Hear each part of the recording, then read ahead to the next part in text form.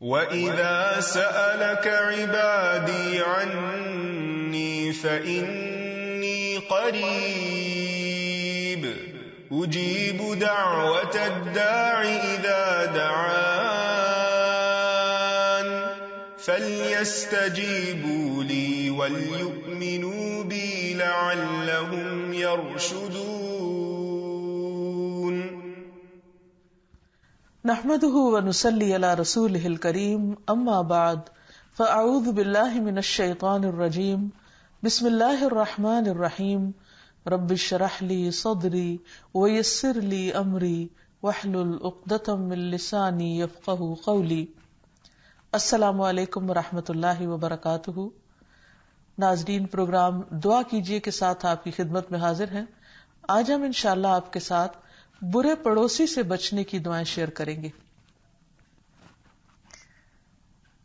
انسان دنیا میں تنہا نہیں رہ سکتا. انسانوں کے ساتھ میل جول اس کی ضرورت ہے. لیکن اگر انسان کو اپنی زندگی میں اپنے رشتہ داروں کے علاوہ اچھے دوستوں کا ساتھ مل جائے، اچھے پڑوسیوں کا ساتھ مل جائے، تو یہ اس کی خوش قسمتی کی علامت ہے. لیکن اگر انسان کی کمپنی بری ہو، اس کے دوست برے ہوں، اس کے پڑوسی برے ہوں، تو یہ اس کی بدبختی کی علامت ہے. قرآن مجید سے ہمیں پڑوسی کے ساتھ حسن سلوک کا بہت اہم پیغام ملتا ہے. سورۃ النساء میں اللہ تعالیٰ فرماتے ہیں، وَاعْبُدُوا اللَّهَ وَلَا تُشْرِكُوا بِهِ شَيْئًا وَبِالْوَالِدَيْنِ إِحْسَانًا وَبِذِي الْقُرْبَى وَالْيَتَامَى وَالْمَسَاكِينِ وَالْجَارِ ذِي الْقُرْبَى وَالْجَارِ الْجُنُبِ وَالصَّاحِبِ بِالْجَنبِ وَابْنِ السَّبِيلِ وَمَا مَلَكَتْ أَيْمَانُكُمْ إِنَّ اللَّهَ لَا يُحِبُّ مَنْ كَانَ مُخْتَالًا فَخُورًا. اور اللہ کی عبادت کرو اور اس کے ساتھ کسی کو شریک نہ بناؤ. والدین سے اچھا سلوک کرو. نیز قریبی رشتہ داروں، یتیموں، مسکینوں، رشتہ دار ہمسائے، اجنبی ہمسائے، اپنے ہم نشین اور مسافر، ان سب سے اچھا سلوک کرو. نیز ان لونڈی غلاموں سے بھی جو تمہارے قبضے میں ہیں. یقیناً اللہ ایسے شخص سے محبت نہیں کرتا جو اکڑنے والا، فخر کرنے والا ہے. تو اس آیت میں واضح طور پر ہمیں پڑوسی کی اقسام بھی بتائی گئی ہیں اور ان کے ساتھ حسن سلوک کا بھی مطالبہ کیا گیا ہے، اور یہ ہمارے دین کے بنیادی اخلاق میں سے ہے. اس لیے بہت ضروری ہے کہ ہم اس سلسلے میں اللہ سبحانہ وتعالیٰ سے دعا کریں کہ وہ ہمیں اس دنیا میں اچھا ساتھ دے، اچھے دوست دے، اچھے پڑوسی دے، تاکہ ہم اس دنیا کے وقت کو، اس زندگی کو بہترین طور پر بسر کر سکیں. کیونکہ ہماری یہ زندگی، اس پر کل کی ہماری کامیابی کا انحصار ہے. انسان جب اکیلا ہوتا ہے تو بہت سے کام نہیں کر پاتا، لیکن جب اسے دوسرے اچھے لوگوں کا ساتھ مل جاتا ہے تو بڑے بڑے کام سر انجام دے پاتا ہے. اس لیے اس چیز کی اہمیت اور بھی زیادہ ہو جاتی ہے. حدیث میں بھی آتا ہے، رسول اللہ صلی اللہ علیہ وسلم نے فرمایا، یہ بات انسان کی سعادت مندی کی علامت ہے کہ اسے نیک ہمسایہ، آرام دہ سواری اور کشادہ یعنی کھلا مکان میسر ہو. اور آپ صلی اللہ علیہ وسلم نے یہ بھی فرمایا کہ 4 چیزیں بدبختی کی علامت ہیں: برا پڑوسی، بد مزاج عورت، تکلیف دہ سواری اور تنگ گھر. اس لیے انسان کو ہمیشہ اللہ تعالیٰ سے خیر ہی مانگنی چاہیے، کیونکہ اللہ سبحانہ وتعالیٰ کے رحمتوں کے دروازے کھلے ہیں. یہ انسان کی اپنی کمی کوتاہی ہوتی ہے کہ انسان کوشش نہ کرے اور اپنے رب سے دعا نہ کرے، کیونکہ دعا ہر حال میں فائدہ دیتی ہے. رسول اللہ صلی اللہ علیہ وسلم نے فرمایا، اللہ تعالیٰ فرماتا ہے، میں اپنے بندے سے اپنے بارے میں گمان کے مطابق فیصلہ کرتا ہوں، اور جب وہ مجھے پکارتا ہے تو میں اس کے ساتھ ہوتا ہوں. اس لیے ہمیں اللہ تعالیٰ کو پکارتے رہنا چاہیے، اسے یاد کرتے رہنا چاہیے، اور یاد کرتے ہوئے اس کی تعریف، اس کی حمد و ثنا نہیں بھولنی چاہیے. سبحان اللہ و بحمدہ سبحان اللہ العظیم، اور اس کے ساتھ ساتھ درود شریف کا بھی ذکر کرتے رہنا چاہیے. جہاں تک پڑوسی کا تعلق ہے تو انسان کے حق میں پڑوسی دنیا میں بھی اچھی گواہی دیتے ہیں اور آخرت میں بھی وہ انسان کے گواہ ہوں گے. اس لیے انسان کے اخلاق اور اس کے کردار اور اس کے ایمان کو اگر لوگوں کی نظر سے دیکھا جائے تو دوسرے عام لوگوں کے مقابلے میں جو اس کے قریب رہنے والے ہیں وہ اس کے بارے میں زیادہ بہتر رائے دے سکتے ہیں. عبداللہ بن مسعود سے روایت ہے کہ ایک آدمی نے رسول اللہ صلی اللہ علیہ وسلم سے پوچھا کہ مجھے کیسے معلوم ہوگا کہ میں نے نیکی کی یا برائی، یعنی میں اچھا ہوں یا برا. نبی صلی اللہ علیہ وسلم نے فرمایا جب تمہارے ہمسائے کہیں کہ تم نے اچھا کام کیا تو تم نے اچھا کام ہی کیا، یعنی ان کی گواہی لی جائے گی، اور جب تم سنو کہ وہ کہہ رہے ہیں کہ تم نے برا کام کیا تو تم نے برا کام ہی کیا. تو اس لیے انسان کو ہمسایوں کے ساتھ بہت اچھی طرح پیش آنا چاہیے، کیونکہ مرنے کے بعد انسان کے اپنے اعمال تو ختم ہو جاتے ہیں، لیکن بعد میں جو اس کے آثار بچتے ہیں ان میں سے اس کے دوست احباب اور پڑوسیوں کی وہ گواہیاں بھی ہیں جو اس کی زندگی کے اعمال سے متعلق اس کے بارے میں اس کے بعد میں دی جاتی ہیں اور فرشتے ان کو لکھ لیتے ہیں، اور یہ چیزیں بھی انسان کے نامہ اعمال میں شامل کر دی جاتی ہیں. پھر اسی طرح یہ ہے کہ قیامت کے دن کچھ لوگ اللہ کے پڑوسی ہوں گے، اور وہ کون؟ رسول اللہ صلی اللہ علیہ وسلم نے فرمایا اللہ تعالیٰ قیامت کے دن اعلان کریں گے کہ میرے پڑوسی کہاں ہیں، میرے پڑوسی کہاں ہیں. فرشتے پوچھیں گے اے ہمارے رب کسے زیب دیتا ہے کہ وہ آپ کے پڑوس میں آئے؟ اللہ تعالیٰ فرمائے گا مساجد کو آباد کرنے والے کہاں ہیں. گویا جو لوگ مسجدوں سے دل لگاتے ہیں، مسجدوں سے محبت کرتے ہیں، مسجدوں کی زیارت کرتے ہیں، ایسے لوگ ان کو اللہ تعالیٰ اپنا پڑوسی قرار دیتا ہے، اور اس سے بڑی کسی کی خوش قسمتی کیا ہو سکتی ہے. جہاں تک انسان پڑوسیوں کے ساتھ حسن سلوک کا تعلق ہے تو رسول اللہ صلی اللہ علیہ وسلم نے اسے ایمان کا حصہ بتایا. آپ نے ایک موقع پر فرمایا جو اللہ اور یوم آخرت پر ایمان رکھتا ہے اسے چاہیے کہ وہ اپنے پڑوسی کے ساتھ اچھا سلوک کرے، یعنی اس کا اکرام کرے. تو گویا پڑوسی کے حق میں صرف یہی نہیں کہ اس کی ضروریات کا خیال رکھا جائے، بلکہ یہ بات بھی شامل ہے کہ اس کے ساتھ حسن سلوک کیا جائے، اس کو عزت اور احترام دی جائے. پھر اسی طرح آپ صلی اللہ علیہ وسلم نے فرمایا اپنے پڑوسی سے اچھا سلوک کرو تو تم مومن ہو جاؤ گے، یعنی یہ ایمان کا تقاضا ہے. یہ صرف ایسا نہیں کہ کسی ایک چیز پر تاکید کی گئی ہے، بلکہ یہ جان لینا چاہیے کہ اس کا تعلق ایمان سے ہے. اگر اچھا سلوک کرے گا انسان تو انسان کا ایمان مکمل ہوگا، ایمان میں اضافہ ہوگا، اور اگر انسان برا سلوک کرے گا تو اس کے ایمان میں کمی واقع ہوگی. پھر اسی طرح پڑوسی کو نہ ستانا بھی ایمان کی علامت ہے. نبی صلی اللہ علیہ وسلم نے فرمایا جو شخص اللہ اور قیامت کے دن پر ایمان رکھتا ہے وہ اپنے پڑوسی کو تکلیف نہ پہنچائے. یعنی ایک طرف فرمایا کہ عزت احترام کرے، اس کے حقوق کا خیال رکھے، اور دوسری طرف اس بات کی بھی تاکید کی گئی کہ وہ اس کو اذیت نہ دے، تکلیف نہ دے. آپ صلی اللہ علیہ وسلم نے یہ بھی فرمایا کہ اللہ کے نزدیک بہترین ساتھی وہ ہے جو اپنے ساتھی کے حق میں بہتر ہے، اور بہترین پڑوسی وہ ہے جو اپنے پڑوسی کے لیے بہترین ہے. یعنی یہ نہیں کہ کسی ایک انسان کو یہ تاکید کی جا رہی ہے، بلکہ ہر انسان کو کی جا رہی ہے، کیونکہ ہر شخص اپنے پڑوسی کا خیال رکھے گا تو ہی ہر ایک کو اس کا حق مل سکے گا. اور اچھی ہمسائیگی شہروں کو آباد کرتی ہے اور بری ہمسائیگی شہروں کو ویران کر دیتی ہے. اور اسی طرح نبی صلی اللہ علیہ وسلم کو حضرت جبریل علیہ السلام نے ایک موقع پر آ کر پڑوسی کے بارے میں اس قدر تاکید کی تھی کہ آپ صلی اللہ علیہ وسلم کو اس بات کی فکر ہوئی کہ کہیں آپ پڑوسی کو وارثوں میں شامل نہ کر دیں اور وراثت کا حقدار نہ بنا دیں. پھر اسی طرح یہ ہے کہ پڑوسی کوئی بھی ہو، خواہ مسلم ہو، غیر مسلم ہو، اپنا ہو، پرایا ہو، رشتہ دار نہ ہو، کسی بھی ذات، رنگ اور نسل سے تعلق رکھتا ہو، اگر وہ آپ کی ہمسائیگی میں رہتا ہے تو اس کا آپ پر حق ہوتا ہے. ان سب کے ساتھ اچھا سلوک کرنا چاہیے. پھر اسی طرح کھانے پینے کے معاملے میں بھی پڑوسی کا خیال رکھنا چاہیے. نبی صلی اللہ علیہ وسلم نے فرمایا اے ابو ذر جب تم سالن پکاؤ تو اس کے شوربے کو زیادہ کر لو اور اپنے پڑوسی کی خبرگیری کرو، یعنی اسے بھی اس کھانے میں شریک کرو. رسول اللہ صلی اللہ علیہ وسلم نے خواتین کو بھی اس بات کی تلقین کی کہ وہ کچھ نہ کچھ اپنے ہمسایوں کو بھجواتی رہیں اور اس طرح وہ ان کا اکرام کریں. اور بھیجنے میں ضروری نہیں کہ قیمتی تحفے ہی بھجوائے جائیں، معمولی چیزیں بھی بھیجی جا سکتی ہیں. اور دوسری طرف ہمسایوں کو اس بات کی تاکید کی گئی کہ اگر کوئی معمولی تحفہ وصول ہو تو اس کو حقیر نہ سمجھا جائے. آپ صلی اللہ علیہ وسلم نے فرمایا، اے ایمان والی عورتوں، تم میں سے کوئی عورت اپنی ہمسائی عورت کی تحقیر نہ کرے، چاہے وہ بکری کا جلا کر صاف کیا ہوا پایا ہی کیوں نہ ہو، یعنی ایک حقیر سی چیز ہی کیوں نہ ہو. اگر کوئی آپ کی طرف بھیجے تو آپ اس کی بھی قدردانی کریں.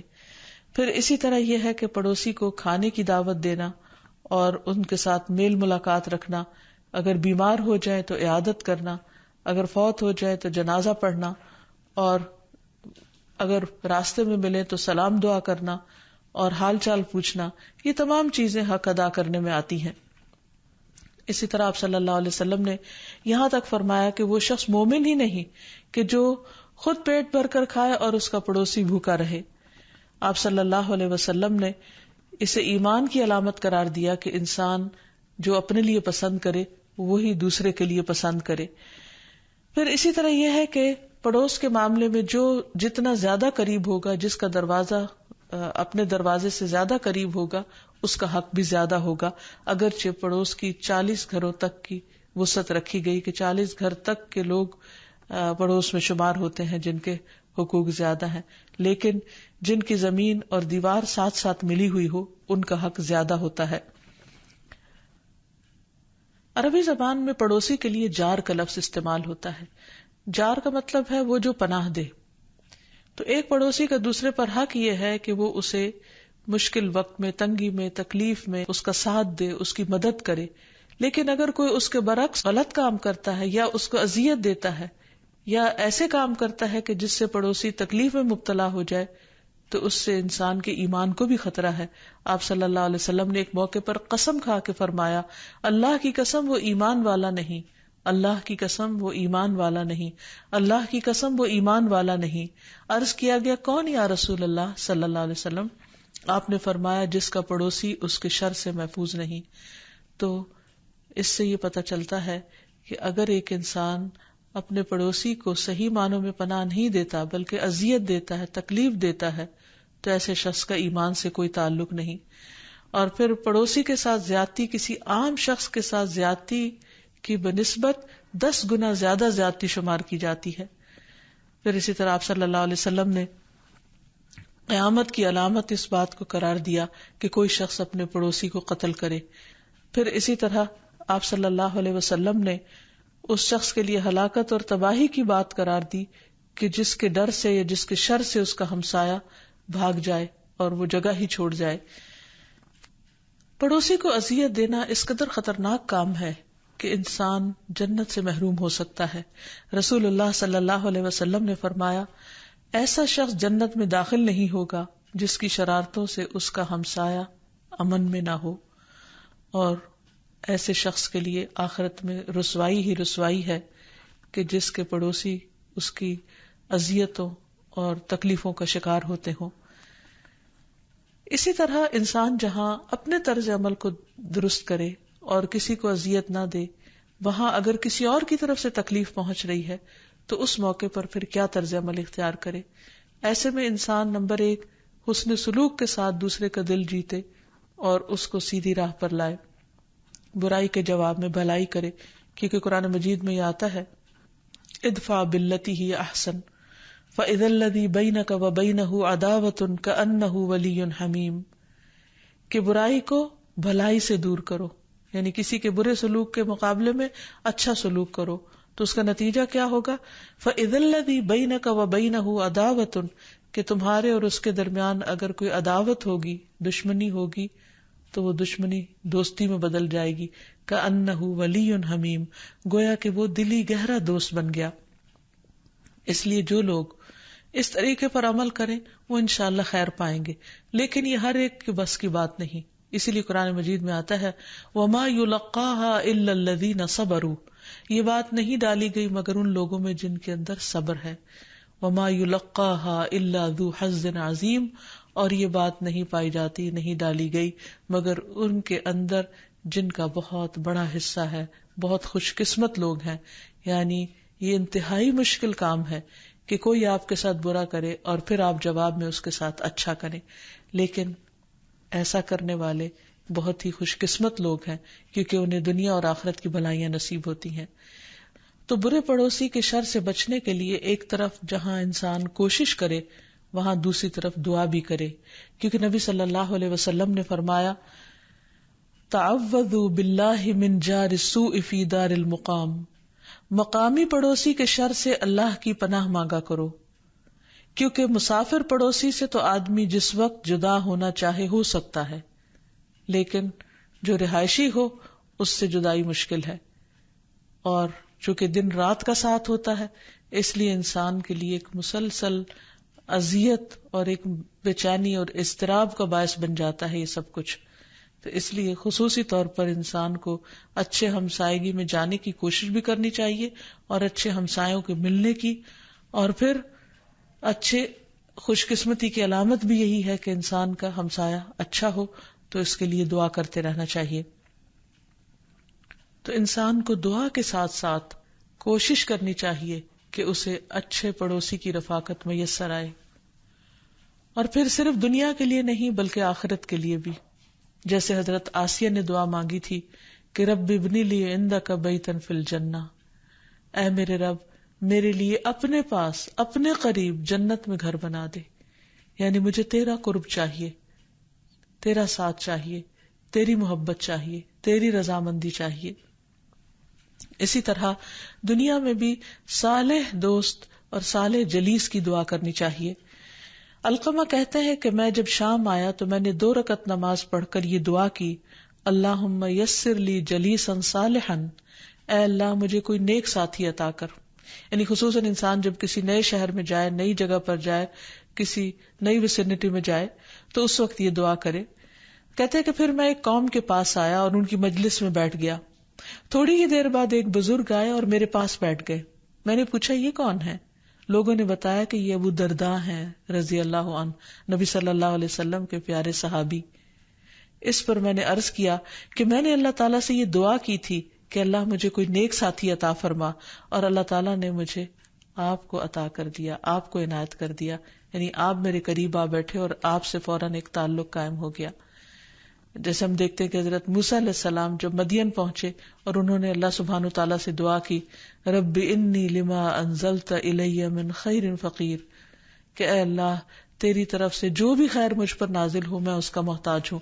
ہم دیکھتے ہیں کہ موسیٰ علیہ السلام مدین اچانک پہنچے تھے اور وہاں وہ کسی کو بھی نہیں جانتے تھے، لیکن اللہ سبحانہ وتعالیٰ نے ان کو کتنا بہترین گھرانہ دیا، کیسے اچھے لوگوں کے ساتھ ان کا واسطہ پڑا. تو یہ انسان کی بہت بڑی خوش قسمتی کی علامت ہوتی ہے کہ زندگی میں اس کو اچھے دوست اور اچھے ساتھی ملے. تو اس کے لیے بھی دعا کرنی چاہیے، اور اس کے ساتھ ساتھ برے پڑوسی سے بچنے کی دعا کرنی چاہیے جو نبی صلی اللہ علیہ وسلم نے ہمیں سکھائی ہے.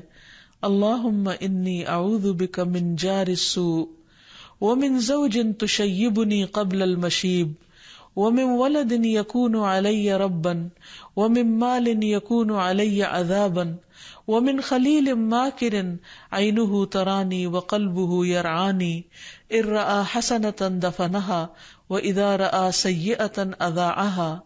اے اللہ میں تیری پناہ طلب کرتا ہوں برے پڑوسی سے، اور ایسی بیوی سے جو مجھے بڑھاپے سے پہلے بوڑھا کر دے، اور ایسی اولاد سے جو میری آقا بن بیٹھے، ایسے مال سے جو میرے لیے عذاب بن جائے، اور ایسے چال باز دوست سے جس کی آنکھیں مجھے دیکھ رہی ہوں اور جس کا دل میری نگرانی کر رہا ہو، اور وہ میری ہر نیکی کو دباتا جائے اور میری ہر برائی کو نشر کرتا جائے.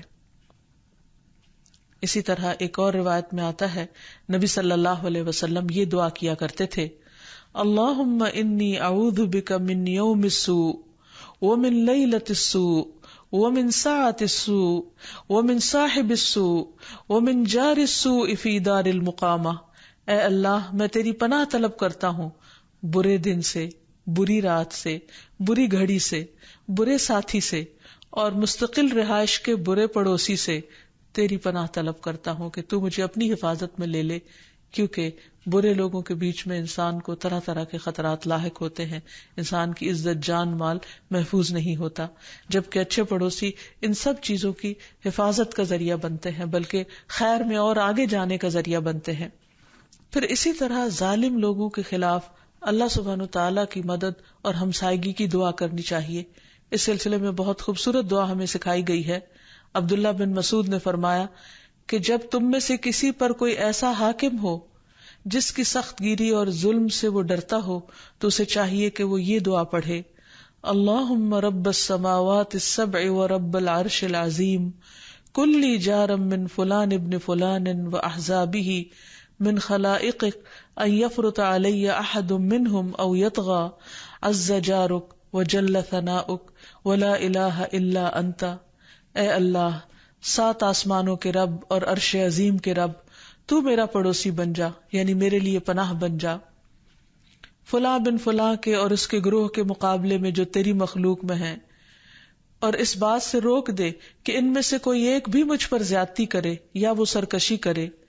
تیری پناہ بہت مضبوط ہے، تیری تعریف بڑی شان والی ہے، اور تیرے سوا کوئی معبود نہیں ہے۔ تو اللہ تعالیٰ سے دعا ہے کہ وہ ہمیں بھی اچھے پڑوسی، اچھے ساتھی، اچھے دوست عطا کرے، تاکہ دنیا میں رہتے ہوئے ہم زیادہ سے زیادہ اچھے کام کر سکیں۔ وآخر دعوانا ان الحمد للہ رب العالمین۔ السلام علیکم ورحمۃ اللہ وبرکاتہ۔